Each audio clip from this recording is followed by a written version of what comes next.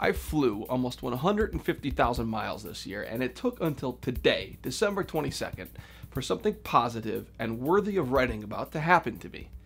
Yeah, I could have written an article every week about what not to do based on the crappy service and frequent lies that most airlines dish out, but I'd been on the lookout for something great to happen, something worth sharing. After a week-long family trip to Park City, Utah, my family and I returned to the Salt Lake City airport, eager to get back home for the holidays. Now that's 4 of us, 7 bags, and a connecting flight through Denver to be exact. Sure enough, our flight was delayed. Not to worry though, it was only delayed 45 minutes, and with a 2-hour layover in Denver, we'd be okay. And then the announcement started. Every once in a while, an announcement would let us know that the flight was going to be a little bit later than we expected. And in the end, we took off almost 90 minutes late. I think that's pretty normal, except that today, it wasn't. For a change, the gate agents told the truth. Instead of keeping us in the dark like most airlines, the women at the counter gave us frequent updates about what was happening. And for a change, the gate agents were empathetic, they were understanding, and they were helpful. They made announcements specific to those people with connecting flights and explained what the options were. They calculated the revised layover times and showed passengers how far their next departure gate was from our Denver arrival gate. For a change, they put 4 people at the gate to answer our questions rather than leaving the counter empty like most airlines. I was pretty impressed with what I was witnessing. And then things got interesting. The gate agents proactively began making announcements with time-saving ideas. First, they made it known that we had 5 passengers destined for New York that would have the tightest connection, and they asked that when we all land, most passengers would remain seated until 5 passengers got off. Now, it's not the first time that I've heard of that concept, but it is the first time that I've seen it happen prior to boarding the flight. And then, the gate agents asked anyone willing to gate check bags to come forward and turn them in right away. This was 30 minutes before our plane had even arrived in Salt Lake. Now, most of the time, when they ask for those types of announcements, nobody gets up. But the agents explained that anyone willing to do this would still get their bags on the jet bridge when we landed, and this process would speed up boarding by approximately 10 minutes, because less people would be trying to jam their carry-on bags into the bins when they got on the flight. People lined up with pleasure. When we boarded the plane, the flight attendants greeted us with smiles and expedited the takeoff by helping with bags and seat assignments. And we were in the air before we knew it. The pilot came on and apologized for the delay with a compassionate tone and delivered a little something unexpected. "Because of the inconvenience, folks," he said, "we're going to go ahead and allow you to enjoy all 24 channels of DirecTV with our compliments."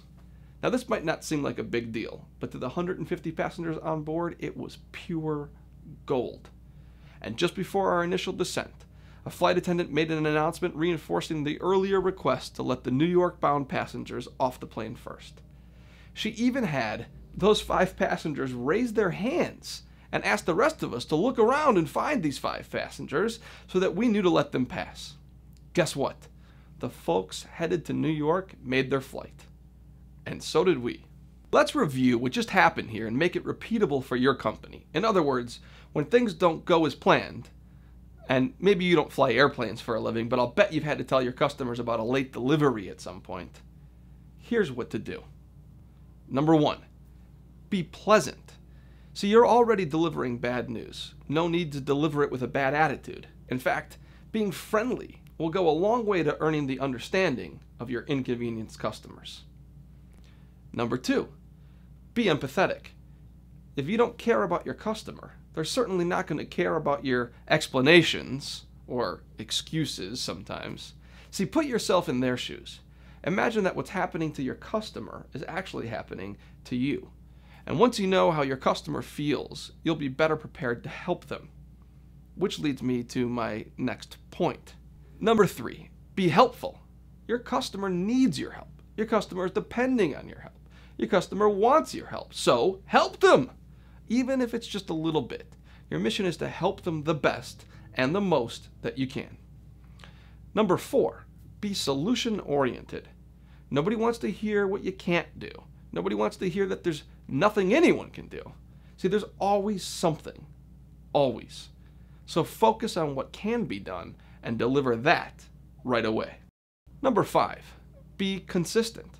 Be sure that everyone on your team knows what's happening and how you're solving the problem. Your customer will automatically feel better if the entire company is on the same page. Just think of the story I just shared with you. The gate agents, the flight attendants, and the pilots were all focused on making things right. Number 6, be thorough. Delivering some help is a start, but walking your customer all the way through the entire solution and then ensuring that the solution works is, well, best. Attack the problem from every angle at once and ensure that you eliminate or mitigate the issue. The flight attendants could have just said, well, it looks like everyone will be able to make their flights, but we don't have any gate information. Be sure to check with a gate agent when we land. That's what most flight attendants do, but these flight attendants were different. They worked their tails off to be sure that we were thoroughly taken care of. Number 7, be thankful. Thank your customers. Thank them for their understanding. Thank them for their cooperation. Thank them for their business. Thank them for trusting you. Thank them, thank them, thank them. Oh, but don't just say it. You gotta do it. Show them that you're thankful by serving them well and by doing your best. Go above and beyond and make them feel your gratitude. And number 8, this one's a bonus. Be better next time. It's a bonus, but it's also the next logical step. And there's 2 ways to become better, either by preventing the problem from happening in the future, or by being better prepared to react and respond to the problem in the future. I suggest that you work on both strategies. Now that's a lot to learn on a layover, isn't it? I think you should put this one down in the history books. An airline delivered great service. And I think that they might just be onto something here. Oh, and if you're wondering what airline I flew, it was Frontier Airlines. So if you're flying anytime soon, try Frontier. Give them a try. I hope you're not delayed like I was, but even if you are, Frontier will take great care of you.